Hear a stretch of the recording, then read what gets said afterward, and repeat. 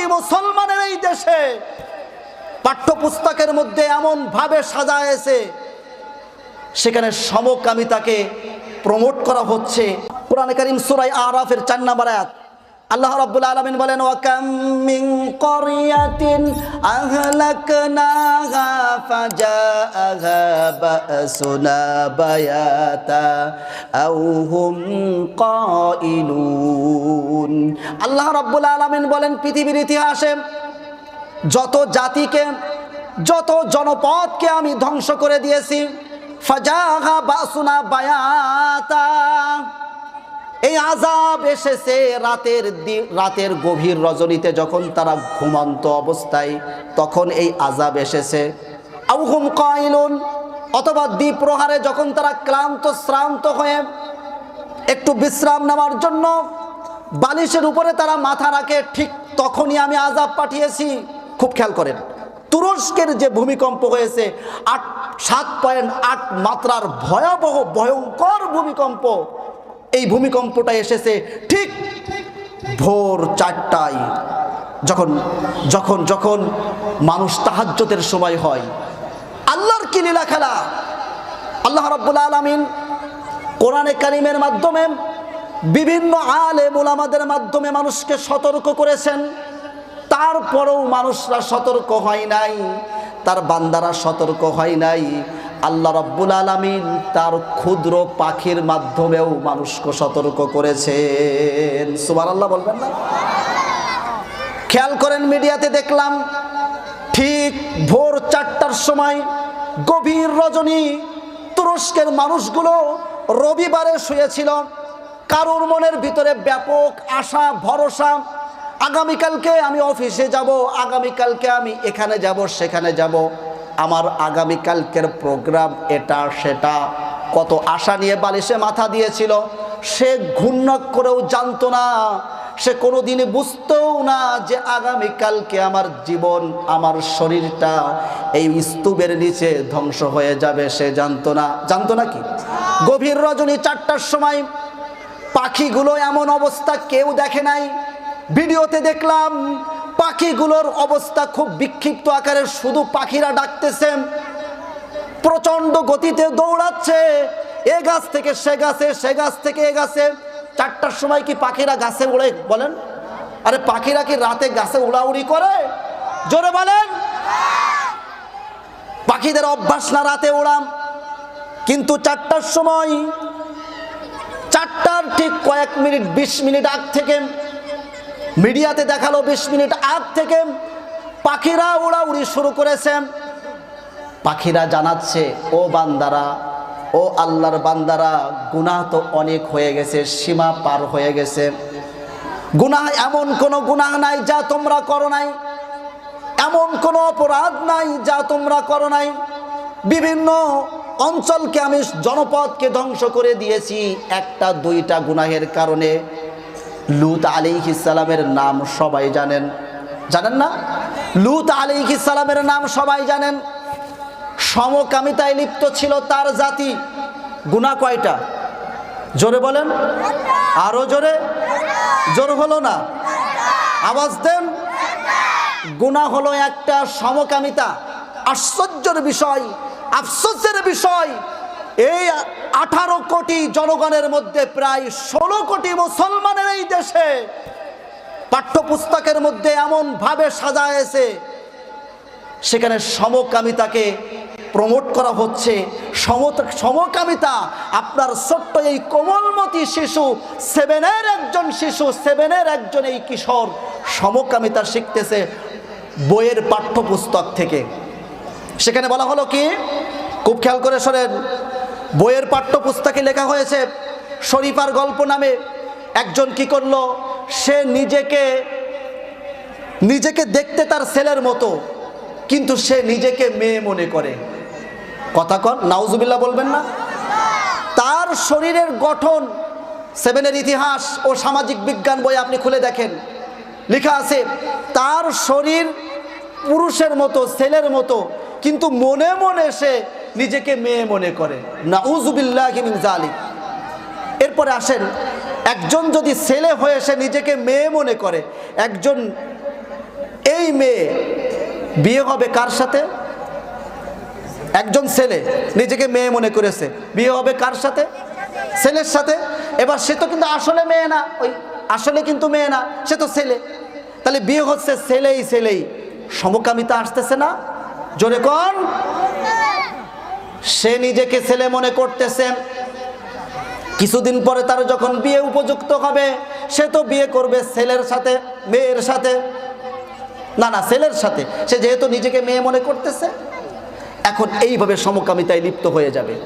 পৃথিবীর অনেক দেশ আছে সমকামিতা তাকে বৈধতা দেওয়া হয়েছে, ছেলে মেয়ে বিয়ে হবে। নাউজুবিল্লাহ বলেন। লূত আলাইহিস সালামের জামানায় সমকামিতা ছিল শুধু একটা গুনাহ, ছেলে মেয়ে।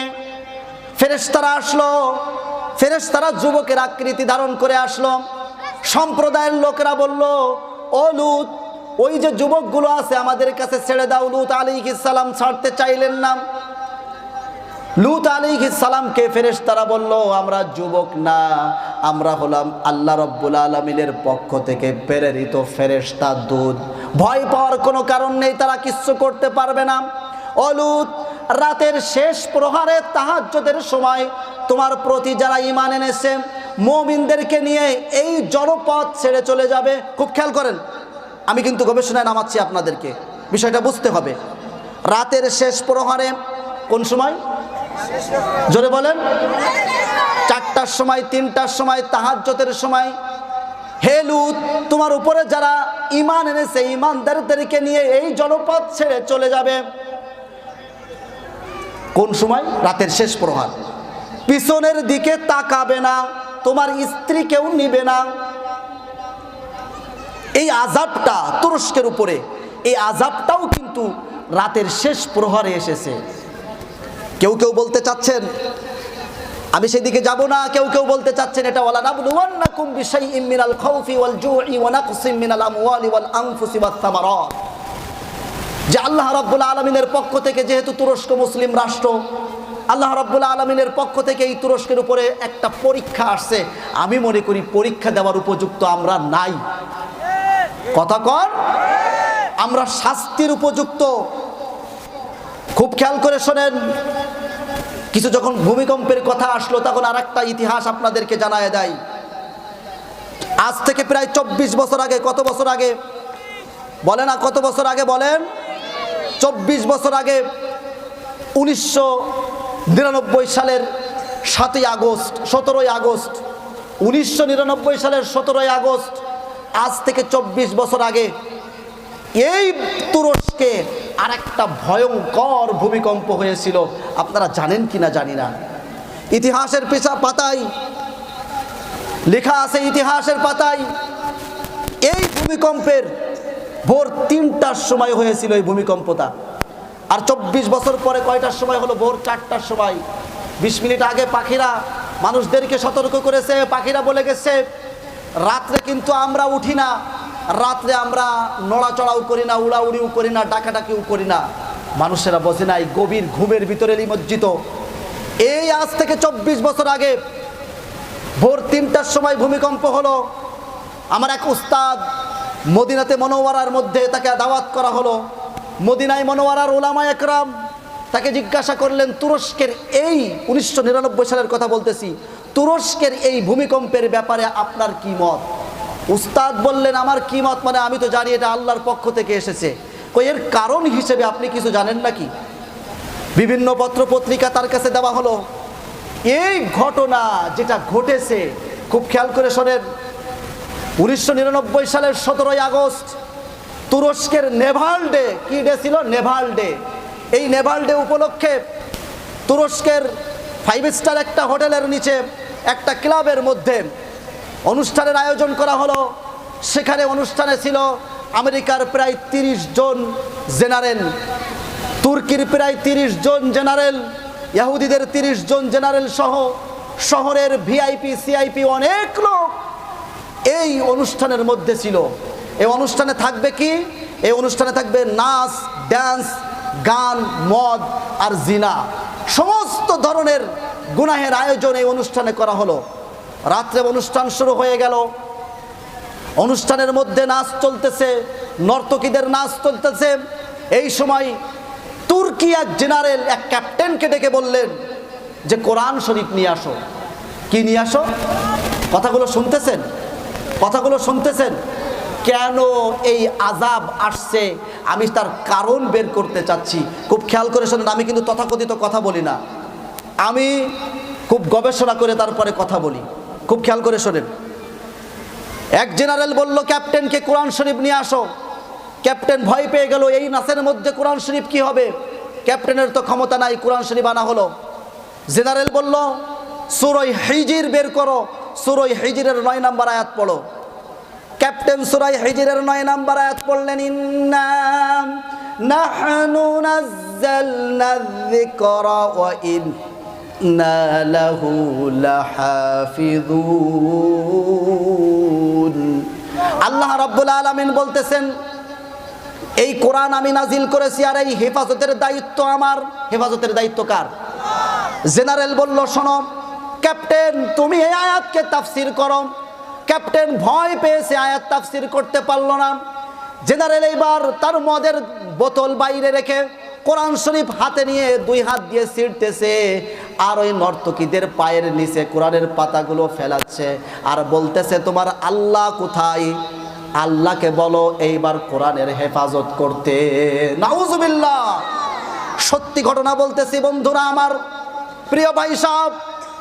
জেনারেল যখন এই আওয়াজ দিচ্ছে আল্লাহ কোথায়, আর আল্লাহ এই কোরআনের হেফাজত করুক, এইভাবে নর্তকীদের সামনে অর্ধ উলঙ্গ, কেউ কোনো মেয়ে উলঙ্গ, এই নর্তকীদের ভিতরে কোরআনের পাতাগুলো যখন ছিঁড়তেছে, ক্যাপ্টেন জোরে চিৎকার দিয়ে রুম থেকে বের হয়ে গেছে, দৌড়াচ্ছে, আকাশের দিকে তাকায় দেখে আকাশ কমলা বরণ হয়ে গেছে, কমলা রং হয়ে গেছে। বিকট একটা আওয়াজ হলো। এই আওয়াজ এত জোরে ছিল, ক্যাপ্টেন পরবর্তীতে তার একটা সাক্ষাৎকারে বলল আওয়াজের সাথে সাথে সমস্ত ক্লাবের মধ্যে যারা ছিল সবার কান ফেটে গেল। এরপরে ভয়ঙ্কর ভূমিকম্প হলো, সেই ভূমিকম্পে পুরা এলাকা ধসে গেল। এরপরে যে স্থানে এই ক্লাব ছিল সেই স্থানটা নদীর মধ্যে ধসে গেল, ডুবুরি দেওয়া হলো। তার মধ্যে ডুবুরি দেখতে পেল, লাশগুলো যখন উঠাচ্ছে, লাশ উঠাতে উঠাতে দেখলো 300, প্রায় 300-এর কাছাকাছি এমন লাশ আছে যারা জিনার মধ্যে লিপ্ত ছিল। নাউজুবিল্লাহ। লাশ উঠাতে গিয়ে দেখলো 300-র মতো লাশ তারা জিনার মধ্যে লিপ্ত আছে। এই রকম লাশও পাওয়া গেল। কসম খুদার, আপনি তুরস্কের এই আযাবকে আপনি কোনো পরীক্ষা মনে করবেন না। এই তুরস্কের এই আযাব আপনি গভীরভাবে পরীক্ষা নিরীক্ষা করে দেখেন। রাত 4টের সময় যে সমস্ত কওমের উপরে আল্লাহ রাব্বুল আলামিন আযাব পাঠায়েছেন, এই সমস্ত কওমের উপরে আল্লাহ রাব্বুল আলামিন রাতের শেষ প্রহরে আল্লাহ নিজেই বলতেছেন ওয়া কাম মিন ক্বরিয়াতিন আহলাকনাহা ফাজাআহা বাসুনা বায়াতান আও হুম কাইলুন।